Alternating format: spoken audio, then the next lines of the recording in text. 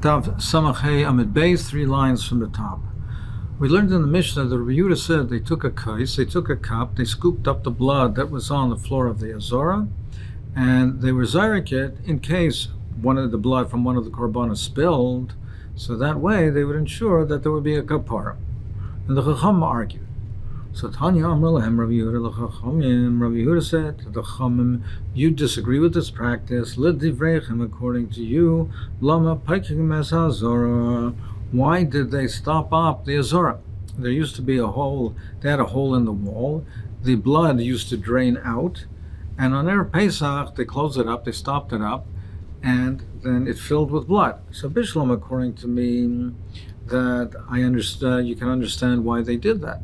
Because in order to ensure that there was blood on the floor that they can scoop up, and they do the zrika. But according to you, why did they do that? Amrullah, they said to him, not for the purpose of taking a kais and scooping up the blood and doing zrika. No, they said a different reason. It's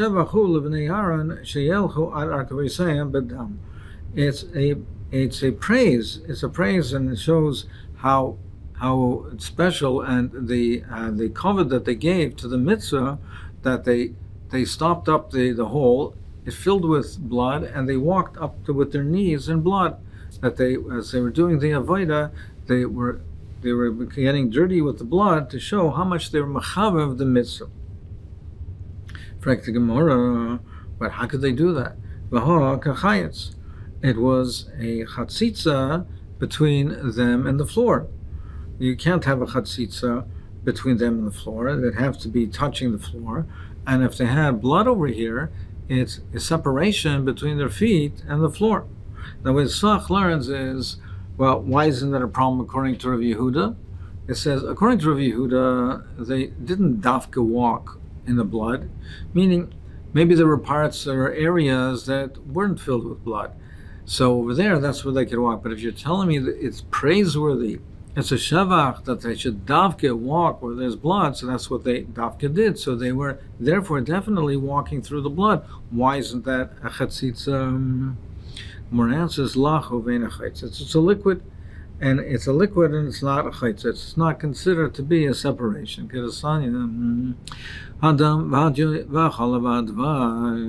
The blood, ink, milk, and honey, if they're dry, it's a chatzitz, lachin, ein chaitzim. But if they're wet, it's not chaitzim. Frank the Gemara, another kasha, but still, v'hakam is vase manayu, their clothes got dirty. If they were walking in the blood, their clothes got dirty. But Tanya, we learned, if his clothes were dirty and he did the avodah psula, the clothes have to be coverless as far as it has to be for honor and dignity, and therefore the clothes they're dirty. That's possible. The avodah is psula. You'll tell me perhaps the model manayu, that they lifted up the garments, so therefore the garments didn't get dirty. Tanya, we learned midoi bad, midoi kimidosai. It says that the linen, it should be the fitted linen, midoi bad. So today midoi kimidosai, that it had to be to the size of every kind. It had to fit each individual kind. It can't be too long or too short. So you can't lift up the garment. So it has to be midai can be dosai. So Pashut, you'd learn that means is that they can't lift up their garments. It has to be, when they're wearing it, it has to be that it has to be reached down and cover the body completely and fitted, not too short and not too long. That's one way to understand it. The Zevach Taida understands it differently. He says they could from time to time lift up their garment. It's not a psul if from time to time they lifted it up.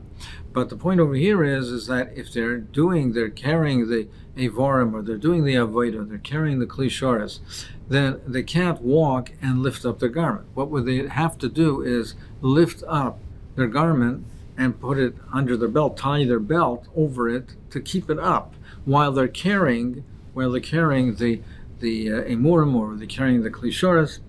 Now, if they would do that, if they would lift up the garment and have the avnate tie it around it and cover it, it was be as if it would be cut, as if it would be cut, and therefore it's not fitted, it's not the length of their body.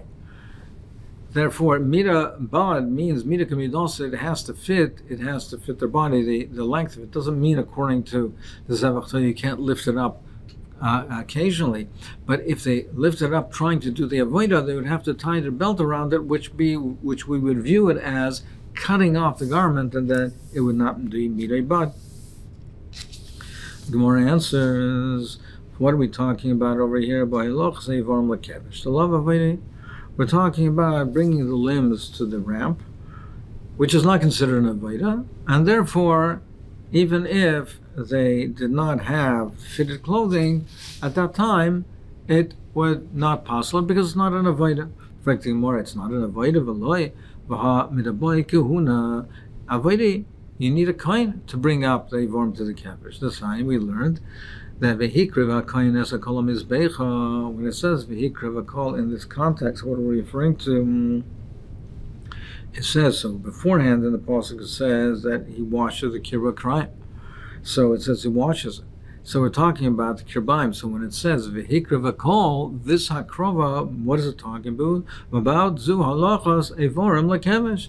It's talking about bringing the evorim to the kevish. And it says vehikriv HaKohen. And that means that it is, since you need a kahuna, you need a kohen. It's an avodah. El, the Gemara says, what we're talking about over here is when they lifted up the clothing. We're talking about bringing the wood, the firewood, to the mizbeach, and that is not an avodah. It's a hechsher mitzvah, but it's not an avodah. Fine, but if the azara was covered with blood, so what are you telling me that, well, for this specific case, they walked in the blood to show the shevach and how they're machav it. But if it's covered with blood in the azara, then how could they not walk through the blood even when they were doing an avodah? And how can they lift up their clothing? And if they don't lift up their clothing gets dirty. So how did they walk in those cases? More answers. The Masagya, it's the boy. They put platforms on the floor, and they put that on the floor, and therefore, since they were built onto the floor, they're considered a chelek of the floor, and therefore it's not considered a chatzitza because it's considered part and parcel of the ritzvah. The Mishnah continues, how did they suspend and skin the korbanos, the animals? So it says, it says he tore it open and they removed the emurim. Nosna b'megis v'ektiran. He put it in a bowl and they burnt it on the mizbeach. So nosna b'magis, they put it on a bowl and they burnt it on the mizbeach. The mashmois of the Mishnah is the one that does the hafshalta, the one that he himself puts it in a bowl and he brings it to the mizbeach. So that would be mashma, that therefore it was a kohen. Well, did you have to need a kohen to do the hafshalta? Ata hu gufa havamaktilu? Did he burn it himself? Did the one who did the hafshalta, did he put it on the mizbeach? L'chera, he wasn't the kohen, so he couldn't have put it on the mizbeach. Elamai, you'll say that he put it on the mizbeach. That means that we must be saying the one who did hafshalta was the kohen. Well, you didn't need a kohen to do the hafshalta. So, Moshe, either the one who did the hafshalta was a non-kohen, because you don't need a kohen, but then what does it say that he brought to the mizbeach? He can't bring it to the mizbeach. Elamai is saying that he brought it to the mizbeach. Well, that means that he did the hafshalta. Why do you need a kohen to do the hafshalta? The Gemara says, not that he himself burnt it on the mizbeach. He did the hafshalta. You don't need a kohen. It could be a non-kohen. He skinned the animal. He flayed the animal. He removed the emur. He put it in a bowl for the purpose of burning it on the mizbeach. Then the Mishnah says, the first cat went out, and they went out and left, and then when it was nighttime, they roasted the korban pesach. Talna kol echavecha nice and pischa ba'oira.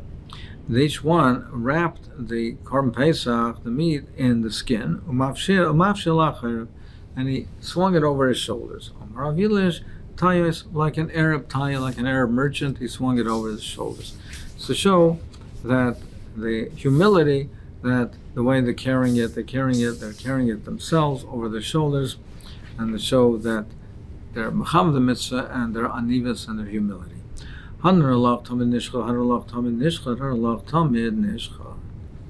Sixth parak. Elu dvar. So when we have Yud Dalet falls out on Shabbos, there are the Korban Pesach is doicha the Shabbos. Certain things are doicha Shabbos, and certain things are not.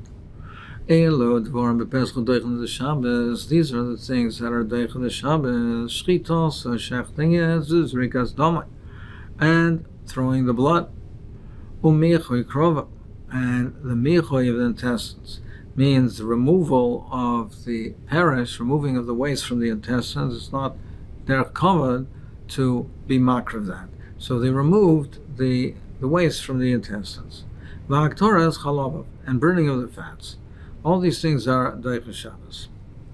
These things are deicha Shabbos because it says that you are makriv the korban on Yud Daled, and it says, and the pasuk says that b'yom Savos says b'nei Yisrael hakriv es korbanayim, that you cannot be makriv it at night, so they have to do it on Yud Daled, and it has to be done on the day of Yud Daled, and therefore these things, if Yud Daled on Shabbos, they're doiche Shabbos.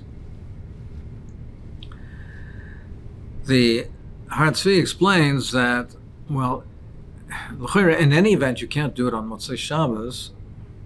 You would say that because Motzei Shabbos is not Yud Daled, and it has to be on Yud Daled Bein Arbaim. So, in any event, how could we possibly do it on Motzei Shabbos? Why does Rashi say from the pasuk that it has to be done by daytime? You can't do it on Motzei Shabbos. It's the next day. As he says that by Kachim, the night goes after the day. The day does not follow the night follows the day. So we might have thought that that is part and parcel, that it could be kosher for the avoid of the Yud Daled, but no, b'yom tzavos, you can't do these avoids in the daytime. Hekter chalovim, theoretically you could do at night. We'll see in the Gemara why it's Deicha Shabbos. So these things are Deicha Shabbos. About slios, about roasting the meat or washing the intestines, ain't a Deicha Shabbos. Roasting the meat is a deraisa, is bishul. The sli is bishul. It's not Deicha Shabbos. It's not for the purpose of the korban, and it's therefore not Deicha Shabbos. The washing of the adachas karova, the washing of the intestines, that's a midrabanan of bayr. You're separating, so it's also not Deicha Shabbos.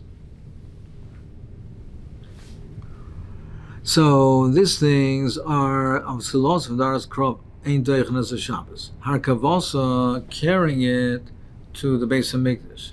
Carrying it to the Beis Hamikdash, now carrying is a deraisa. But we say that achai noises atzma. Nevertheless, it's also midrabanan.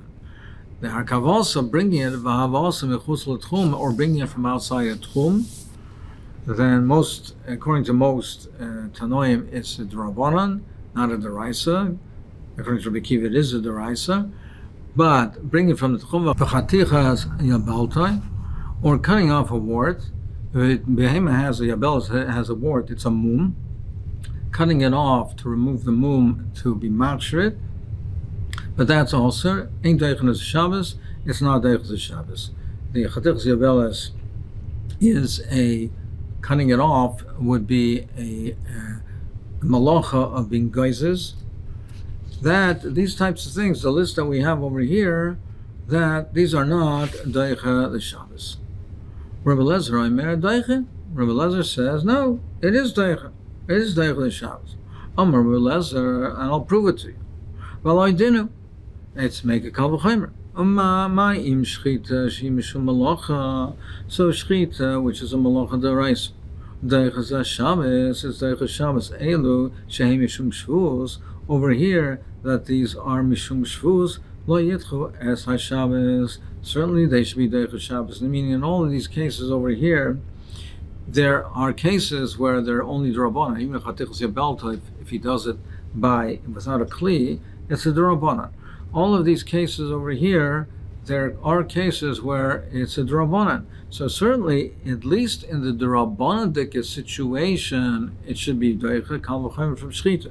Now, Rabbi Lezer L'Shitosai, he holds that Machshirim it's our Deicha in the Shabbos, even a Deraisa. But he says, but Bishlam, according to me, it would be Mutter even as Deraisa. But according to you, you should at least be Maida that if in the cases where it's a D'Rabbanan, that there it should be Deicha, because Madach Shchita, which is a Malach Deraisa, it's Deicha, these which are the Rabbanan, certainly should be Deicha. Amr, Loi Rabbi Yeshua, he says, Yantav Yechiach. Yantav will prove it otherwise. She'er Tira by Mishum Malacha, their Matir Malacha on Yantav, Shechting is Mutter on Yantav, but my Eichel Nefesh is Mutter on Yantav, at Deraisa is Mutter Vasser by Mishum Shvus, but at the Rabbanan Tekadin is also on Yantav. Bringing it from outside the Tchum is also. Therefore, just because the Deraisa doesn't mean necessarily Deicha D'Rabbanan. Amr Lei Rabbi Eliezer said to him, Baza Yeshua. He said, what Ma Raya Rishus L'Mitzvah? What are you bringing me a Raya from the Yontif? That's a Rishus. That's discretionary. What are you bringing me a Raya to the case over here we're talking where it's a Chivur, it's a Mitzvah? Hey, Rabbi Kiva Omar. He said, Rabbi Kiva answered, he said, I'll show you from the case of a person who's Tomei, he has to be Mazeh with the water of the Mechatas, which over there, that's in Isser Rabbanan of Masakin, it looks like he's being Masakin. Shehi Mishum Mitzvah, it's for the purpose of the Mitzvah, so that'll be Torah, that he can do the Korban Pesach. Vehi Mishum Shvus, and it's also Mid Rabbanan. Ve'ina Deich Shabbos, and yet it's not Deich Shabbos. Afata al Tatama Aleilu. Therefore, don't ask on these other things that even though they're Rabbanan, they're not Deich Shabbos. Sha'afal Pi, Shehein Mishum Mitzvah, even though the mitzvah and it's only a D'Rabbanan, it's still not Deichel Shabbos. He says, I'll done on this case. I'm arguing with the case of Azor. He gufa. Ma im shchita shimshum malacha deichel Shabbos. Azor shimshum shvuos ein adin shedeichel Shabbos. He gufa. The Azor should be Deichel Shabbos for the purpose of the mitzvah. Amrullah Rabbi Kiva says, maybe say just the opposite. Ma'im hazah shimishum shvus, ein adeichel Shabbos, shchita shimishum malacha, ein adin shleitich Shabbos. He asked him just for care. Now, as we'll see, this is just a lead-in question. Rabbi Kiva really didn't mean that this is a genuine kal v'chomer. They can't say this, but he said, well, maybe we should say the opposite. Same hazah, which is only a shvus, is not Deichel Shabbos. Certainly, Shchita, which is a Malacha D'Oraisa, it should not be Deichel Shabbos if your dalit falls out on Shabbos. Rabbi Lezer says to him, how can you say that Shchita is not Deichel Shabbos? You're being like what it says in the Torah. It says if the 14th falls out, it says that you do it on the appointed time, whether it's Chol or Shabbos. V'yasu b'nei Yisrael so Pesach b'moyadai. So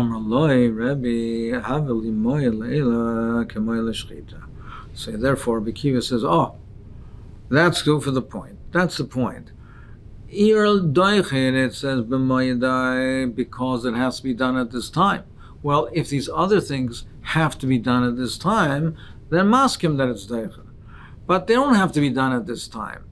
Bring me other cases where it has to be done at this time, and I'll be moided to you. But they don't have to be done at this time. They could have been done before, and since they could have done before, they're not Deichel Shabbos.